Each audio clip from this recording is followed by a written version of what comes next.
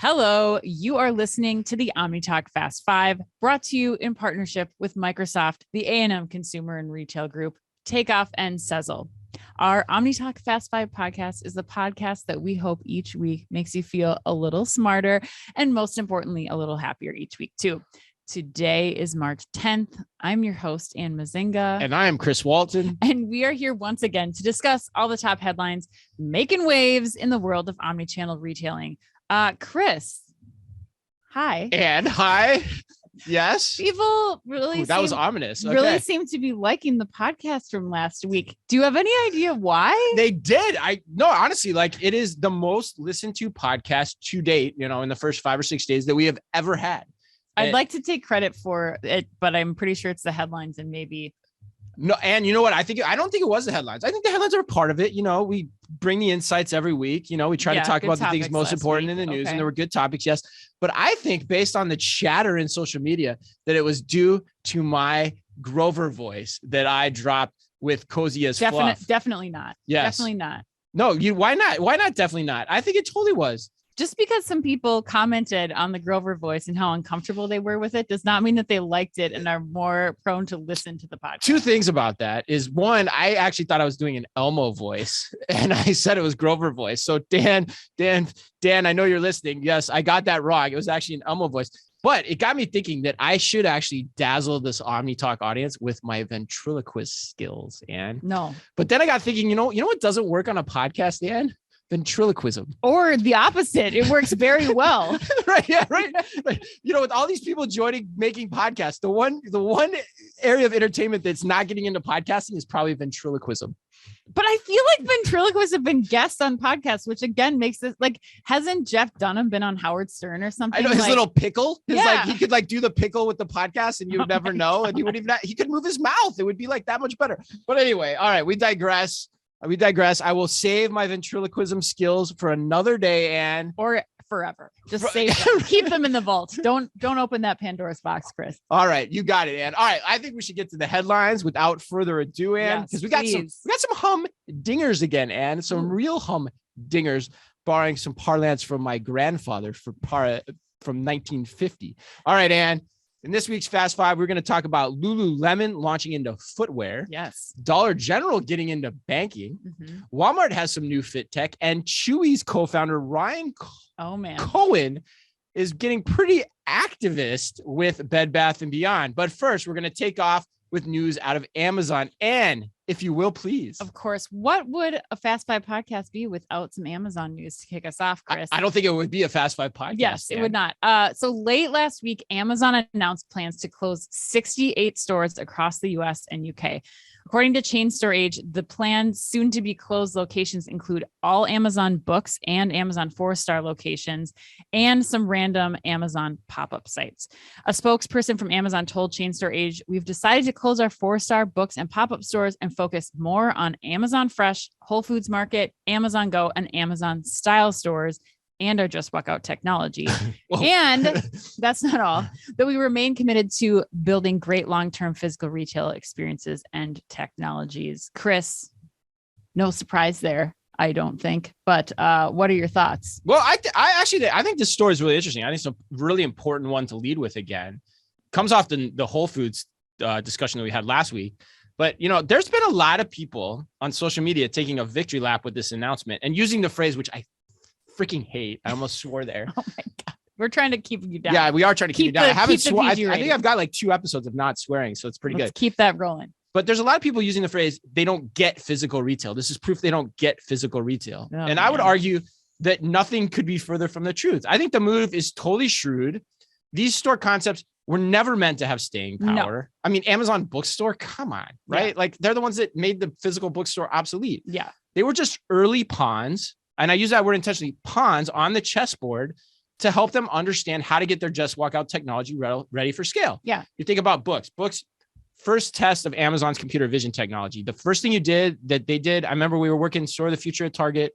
We went and checked it out because they were using scan technology through the phone to get the book that you wanted. Right. And that was the first stage where you're doing that in a physical environment. And then 4-star God knows what they're doing with 4-star, but I think it was like the early experiment to understand returns, pickup behavior in the store, out in the world. Yeah. And so now all that comes together in the glory of Amazon Fresh.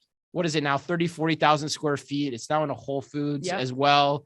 And the other thing I'd say to you, last point, it is the perfect Amazon Deke. I know you're a Mighty Ducks fan, being from Minnesota, the triple D. Let's throw some deflection here. Like, we don't know what we're doing and makes the stupid people kind of think that we don't know what we're doing. But then we're going to show you that we really do know what we're doing. Yeah, exactly. Yeah, no, I completely agree. I mean, there's always something brewing at Amazon for sure. But I think especially like the last couple of weeks and with this announcement, it feels like we have another pop. Like this is kind of pre Just Walk Out technology. It does, again, right? Yeah. Where it's like something's going on. These store closings are exactly what you said. I think just taking what Amazon's learned from their experiments and focusing efforts. I kind of feel like there's other news like this. Amazon is shifting their gig workers for shopping into Whole Foods employees. Like there's another kind of thing going on with just employees, especially with all the union conversation. Yep. But the only thing I'd add on to what you said, Chris, is that I think what they learned in 4-star is also that people will shop at Amazon store, even if the merchandising is total crap. Like it's not a good experience, but people are going through and shopping an Amazon 4-star in a mall and buying stuff. Like you don't need to go to an Amazon store to buy stuff from Amazon. In most cases, it's much more convenient to have it delivered to your house in an hour or a day or whatever. Yeah. But people are shopping there. That's a really good point. We've never talked about that. Like all of our times in Amazon 4-star at the Mall of America, particularly, it's always busy. Yes. It's like one of the more busy stores in the mall. Exactly. And it's the worst goddamn merchandising in the history of the world. For sure. Like you can't find anything. There's nothing you're like, I need to go to the Amazon store because I need to pick this up. I need to get more batteries. I need to do whatever. It's like that store is, it reminds me of the store at the airport that my dad loves so much called Frivolous. Like, do you really need anything in that Amazon 4-star store? Probably not. No. It's simply a destination, but people want to go. Last point on 4-star. The other thing they learned how to do, palm payments. God. Palm payments. I'm telling you folks, it's awesome. We've had folks that have watched our videos, try it out, and they all resolutely tell us it is the coolest thing ever. And it's so easy to use. All right, let's keep moving. All right, let's go. Headline number 2, Lululemon, I mentioned it before, is launching a new footwear line and called, wait for it. Blissfeel. According to CNBC, Blissfeel, the company's first ever running shoe for women, will be available in select markets on March 22nd. And it will come in 2 types of women's cross trainers, both priced at $138 and $148 each to start. And then Lululemon also has plans to follow this on with a slide-on shoe meant for post-workout wear at $58 and another training sneaker with a more supportive midsole at $128. I don't know why I'd want a more supportive midsole to pay less, but anyway, that's another topic for another day. The company also says it is planning to launch into men's footwear, with my favorite statement of all time, sometime next year, which means we'll wait and see how this works and decide if we're going to go into men's footwear. And my question for you, are you going to be shelling out $148 for a new pair of Lululemon kicks? And how many people do you think will? So I would need to try them first. That's going to be my biggest thing before I may consider purchasing them, but I'm a little bit more like selective about my footwear decisions than I think the average person is. But I got to share some insight with you. So I'm part of this Lululemon Sweat Collective, which is essentially their group of like trainers and gym owners and people who work in the industry. Right, because you own a gym for those maybe not familiar with the show. Exactly. So like a brand advocate for the brand. I went to a virtual event that they held a couple nights ago. 7,000 people were on that virtual event, Chris. And that was one of 2 events. So they had to like close this off. Right. So if you just consider that you have, 14,000 people that are getting discounts on the $148 100%. Pair of shoes, but then are going to wear that in every gym in North America. Yes, they're going to this is a great move by Lululemon. It makes so much more sense for them than I think expanding like the personal care line that they were looking at and some other stuff. Yeah. Like Or Mirror, like as a good example. Like I think this makes more sense than Mirror. Yeah, for sure. For Lululemon proper, 100%. Like as the brand and just the expansion of it, I think this we'll see a ton of adoption. It's not about like whether this is going to be the best cross training shoe or is even comparable to like a Adidas or Nike product. It's a continuation of the line. Like now I have my footwear that has the Lululemon symbol on it, and my trainer's wearing it, so I'm going to wear it. Yeah. So you're big on this. That's in a nutshell. Yes. You think it's a good move, smart move. Yeah, I'm 100% with you. I think my take would be, why the hell not? Like for sure. And in a lot of ways, I'm like, why haven't they done this before? Yeah. Like, why is it taking so long? The margins are high. But actually, I was thinking about it. I actually think it's good that they haven't done it so quickly, because it probably means that they've actually been testing this to make sure that it hits the level of quality that they want for their brand. So them going slow with it, in reality, when you step back and think about it, is probably a good idea. So I'm with you. I think this is going to go gangbusters. I'll tell you what, I have my eye on, because I saw it in the promo photo. What? The slide.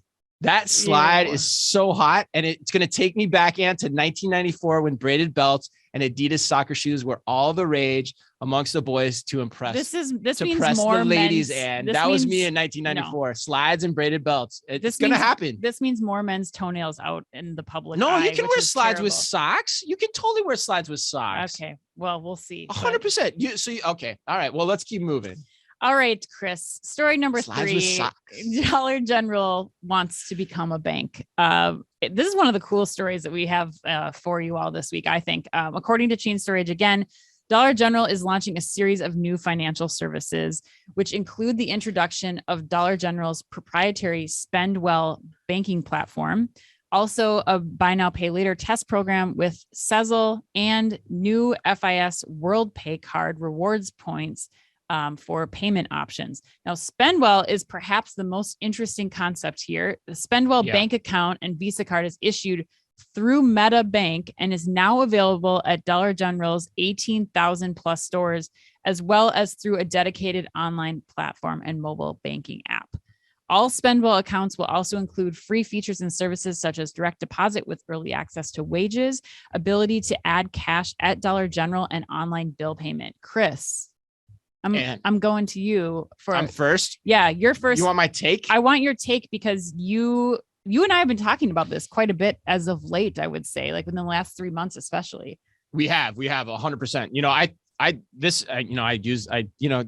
guys give me crap for throwing this around a lot, but this to me is potentially headline of the year running. Oh, God. It's in the running for that again. It is. It's a gangster move. It is. It's a total gangster move. It's a major headline. You got to stop using that superlative, because it's driving me gangster crazy. Move or headline of the year? Headline of the year. HOY. For sure. All right. But here's the thing. You've got like 25 already, and it's only we're in March. I have 2. I don't even remember what the other one was, but anyway. It comes the other thing. Coincident. It comes the same week the company says it plans to add 10,000 jobs this year too, which is a massive amount of people and distinctly different than the rest of the industry. Mm-hmm.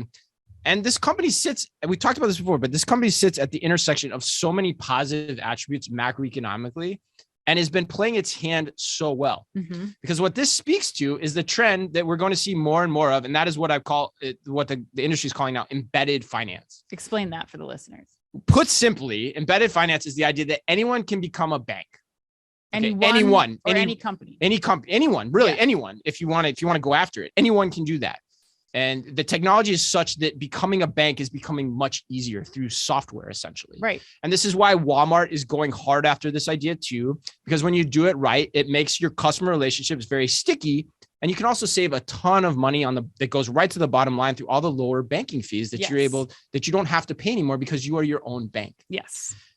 And I'll name drop a company, which I almost never do on this podcast, but it's the coolest company that I've come across lately. And it's called Alviere. It's ALVIERE. And you should check it out, because it's all about this idea, which is that Target, Walmart, Home Depot, whomever can become their own banks. Mm-hmm.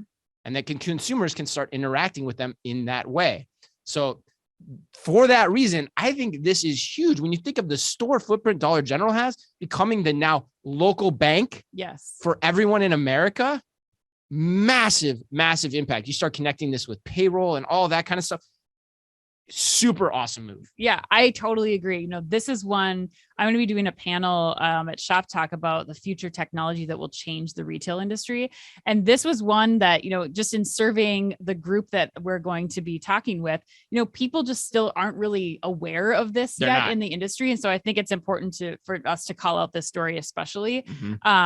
But I think it's only a matter of time, especially when you're talking about Dollar General, that is such a large presence, especially in the US, and a larger presence. They're expanding to more stores. They have the pop shelf concepts coming. Right. Like Dollar General alone has more customers than most banks do. And so in addition to, and then when you think about them, like adding other features to the store, they're adding produce, they're adding other mass retail items, pop shelf you mentioned, but being able to offer their customers a form of flexible payment still that benefits Dollar General and benefits the customer, like that's going to have a major impact. And I think really be like one of the like North Stars in retail in the next couple of years, just what they're putting together right now. And we did a podcast with Sezzle this week, a live event on LinkedIn to check out if you guys haven't, but talking about how, having these kinds of options is going to dictate where people are choosing to do their shopping. Yep. And when you are a Dollar General, adding all of these things that we just talked about, and you're competing with the Walmarts of the world, this is something that could change those shopping behaviors and increase those trips to Dollar General. Yeah, I'm glad you brought that up too, because I didn't talk about it, but like the fact that they're now buy now pay later is a paying option in a dollar store, right?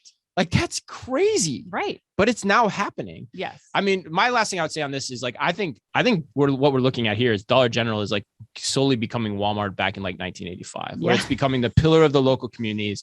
And I said this before about, I think a year and a half ago, 2 years ago, don't be surprised if this is a top 10 retailer in the next, 5 to 10 years by volume. It's going to happen. These guys are that good at what they do. All right. Headline number 4, Walmart this week. Oh, this story is tailor-made for you, Ann. And I use the word tailor-made intentionally, the phrase.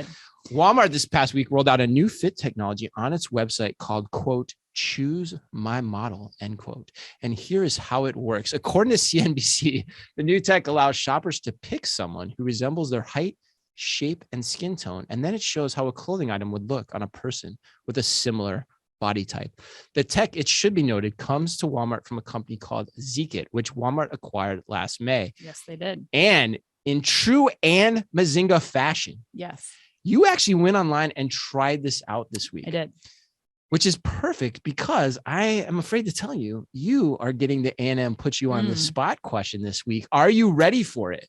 Can one ever truly be ready? No, probably not actually. No, probably not, because it's usually a very thoughtful and thought-provoking question. All right, here it is, Ann. Yes. Are you ready? Let's do this. The question from A&M is as follows. Better fits and minimizing returns is critical in apparel retailing. And we've seen a few brands introducing new tech here. And you just also favorably, some might say, favorably, whoa. Do you want to add a Grover voice to that? I don't know what the hell just happened there. Woo! Favorably demoed and reviewed what Savage by Fenty introduced. But coolness factor aside, what do you think has the potential to make a bigger impact? Walmart's Choose My Model, which works from the comforts of your home, or the Fit Match tech you tried at Savage by Fenty, which requires a more intimate in-person experience? The floor is now yours. Oh, well, I'll start this off by, I got to give Walmart points for trying to do this. It's still in the early stages, but it needs a lot of work. You cannot compare these two experiences, A&M. Apples and oranges. So let me just go through quickly, like side by side. Okay. So right now on the Walmart app, you can only use this experience, from what I can tell, with Walmart own brand products. And when you have Walmart, like if you search for dress on Walmart, you're getting all of the Walmart marketplace providers and Walmart Plus. So this is not like every single product in the Walmart universe is going to be giving you these options. Which I want to say too is a great point, because you have to have all that item data to be able to do this, which also that's great, because it automatically makes this a limiting feature. Yes, that's interesting. Exactly. Great catch. It doesn't quite work the way that the press release teases it. So when you do find an item, you get to the product, it lets you choose up to 4 alternate models, but it's not like you get to choose like my skin color type and my body type. It's just 4 models that you get to choose from based on like. Really, you still have to choose your body type. Like you get limited in terms of like. You can only choose 4 people that are the same fit as you. And then to see what skin tone is, you have to pick a different model and go back. So it's the experience is very choppy. Wow. Now, Fit Match, the Savage by Fenty experience, that is right now an associate taking an iPhone, and check out the video if you haven't seen it already. It goes into much deeper depth into how this works. But in seconds, you have a 3D scan of my body, not one of 4 models, my body. And the idea is that I can take that avatar and use it across retailers as it continues to expand eventually, but not just with one retailer, not just with Walmart products. And eventually it will be something that the consumer can use at home. Like that's what Hanif Brown, the founder, is saying. It's already on a mobile device. It's already on an iPhone. They just need to scale up the number of retailers to make that worth my while as a consumer at home to be like, I'm going to scan my own body. And now I can use my avatar at all of these retailers. Which, Ann, is the same thing you've hypothesized that Amazon is going to do at their style store, right? Exactly. Like the same general principle idea here. They've already been collecting that data for the custom t-shirt fit that they have. Mm-hmm. And so to answer Ann's question, I would say like, you can't compare the two, but undoubtedly the Fit Match example, that technology has much more potential to solve the problems that they're talking about, minimizing returns and improving the customer experience overall. Well done. What I'm going to say, I actually disagree with you on one key point. I know, right? I disagree with you that I actually don't give Walmart any credit for this. Oh, okay. Yeah, no, I agree. I actually fundamentally agree with everything you said. Let's see you get down to your skivvies and see then give us a try. Fair play to you. If you haven't watched the video online, Ann is fearless in demoing this fit technology at Savage by Fenty. But no, I agree with everything you said 100%, except what you said to open, which is that you give Walmart credit for this. I don't. I think this story is so lame. Okay. This falls in the website widget bucket for me, which is good alliteration for all you OmniTalk fans. It is. It's nothing more than a website widget, which you're putting in. Sure, it might help conversion on the very limited items you're able to do it on, because I thought you brought up a great point. You have a third-party marketplace. I tried to find it for men's. I couldn't even find it. I gave up. Yeah. So like it's going to have a minimal impact at best. And that's if people can use it. It probably drives conversion on the people that are using it, but how many people are actually using it? And so the fact that Walmart is pubbing this and pubbing it extensively, right? Like I saw it a lot. Mm-hmm. It's nowhere near as great as the AI computer vision capabilities that we're talking about, which have a lot more staying power. And so I honestly think if I'm Walmart, I'm embarrassed to be publicizing this as much as I was last week. I just think it's such a lame, the way you've described it.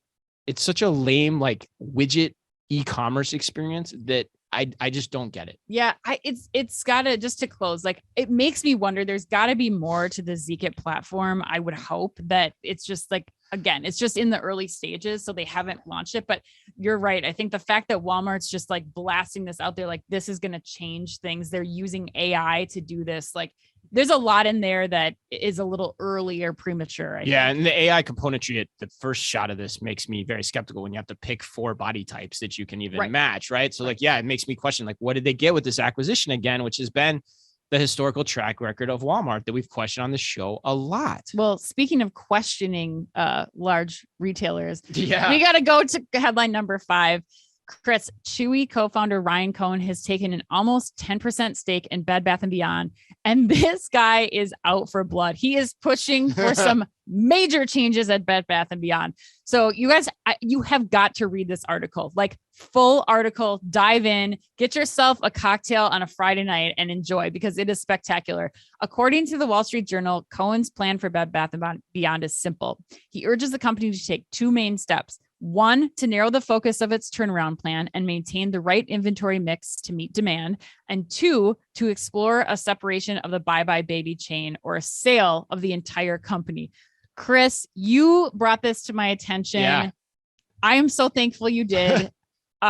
What like bring us your whole collective world of thoughts and your opinions on Mr. Cohen here. For sure. Yeah. It was funny for those listening. Like Ann came to me this morning. She's like, oh my God, I read this shareholder letter. It's amazing. It's and brilliant. I got to tell you, when I first read the headline, Ann, I was like, okay, here we go again. Mr. Cohen and his ego thinking he can sweep in with his retail genius from Chewy and save another dying brand, after what he's currently trying to do at GameStop. But then I read his points that were laid out in the Wall Street Journal. And then I read his letter to the board. And I got to tell you, this guy is my new hero. It's like the Martin Luther 99 thesis. It's like crazy. Like, all right, Bed Bath & Beyond, let's do this. It was so great. Like there's one point where he basically boldly asked, how can the exec team at Bed Bath & Beyond pay themselves $36 million a year last year, given their performance? And I'm like, yes, fair point. Yes. Great point. And then he goes on to question what we have questioned numerous times, which is the underlying strategy of the Bed Bath exec team and how it has no real teeth, which it doesn't. I've said that thousands of times. We've argued it on the show with countless people on social media. Private label is not a strategy. It doesn't work.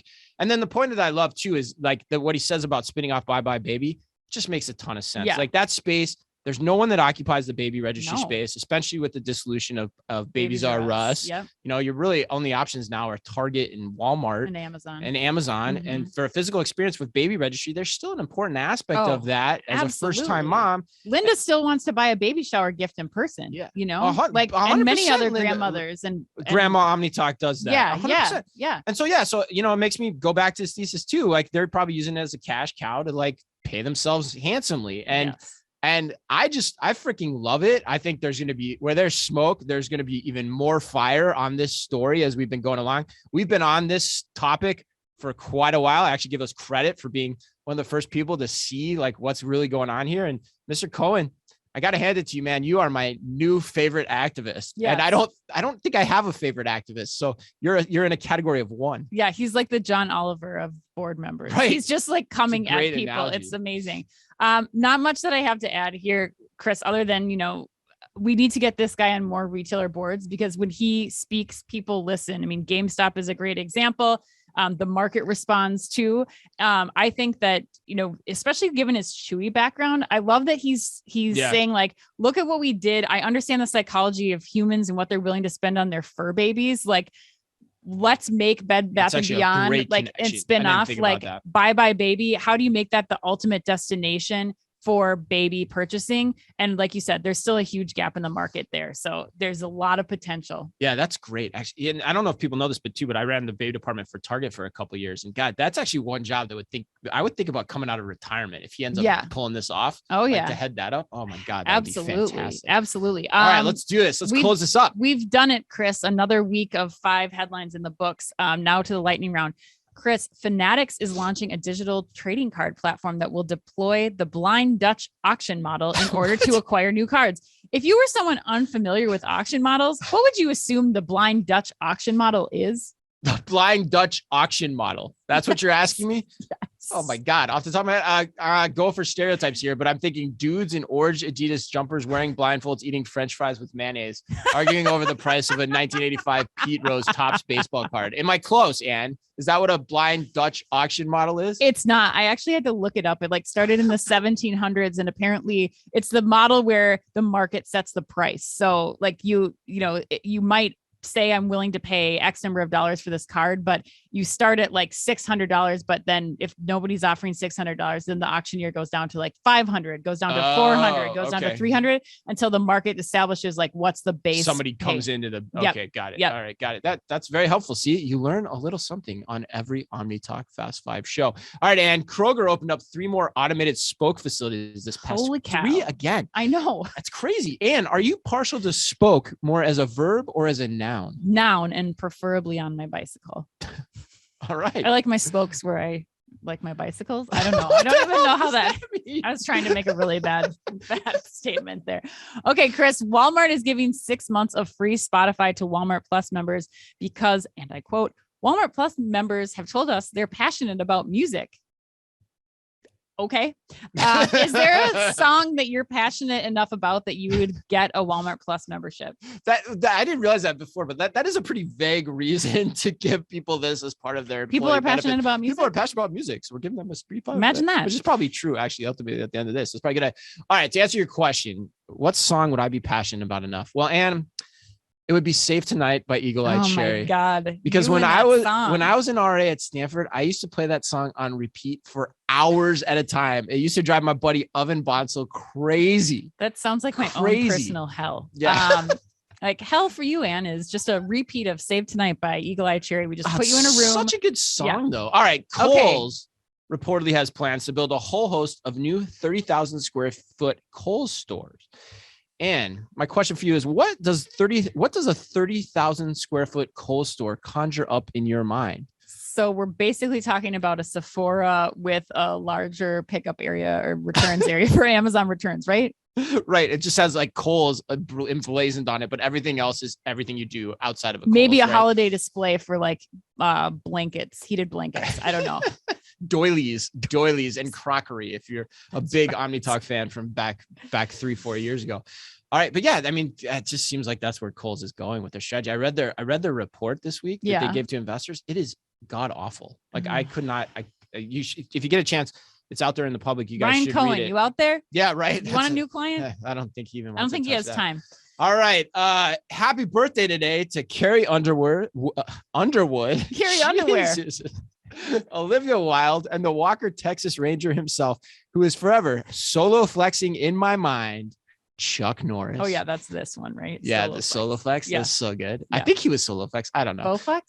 It doesn't really matter. It's all the same thing. Whatever commercial, you can place it in your mind if you're a fan of the 80s. And remember, if you can only read or listen to one retail blog in the business, make it OmniTalk. Our Fast Five podcast is the quickest, fastest rundown of all the week's top news. And our twice weekly newsletter tells you the top 5 things you need to know each day, and also features special content exclusive to us and just for you. And it fits all within the preview pane of your inbox. You can sign up today at www.omnitalk.blog. Thanks, as always, for listening in. Please remember to like and leave us a review wherever you happen to listen to your podcast or on YouTube. And of course, as always, be careful out there. The OmniTalk Fast Five is a Microsoft-sponsored podcast. Microsoft Cloud for Retail connects your customers, your people, and your data across the shopper journey, delivering personalized experiences and operational excellence. It's also brought to you in association with the A&M Consumer and Retail Group. The A&M Consumer and Retail Group is a management consulting firm that tackles the most complex challenges and advances its clients, people, and communities toward their maximum potential. CRG brings the experience, tools, and operator-like pragmatism to help retailers and consumer products companies be on the right side of disruption. And Takeoff. Takeoff is transforming grocery by empowering grocers to thrive online. The key is micro-fulfillment, small robotic fulfillment centers that can be leveraged at a hyper-local scale. Takeoff also offers a robust software suite so that grocers can seamlessly integrate the robotic solutions into their existing businesses. To learn more, visit takeoff.com. And finally, Sezzle. Sezzle is an innovative buy now, pay later solution that allows shoppers to split purchases into 4 interest-free payments over 6 weeks. To learn more, visit Sezzle.com.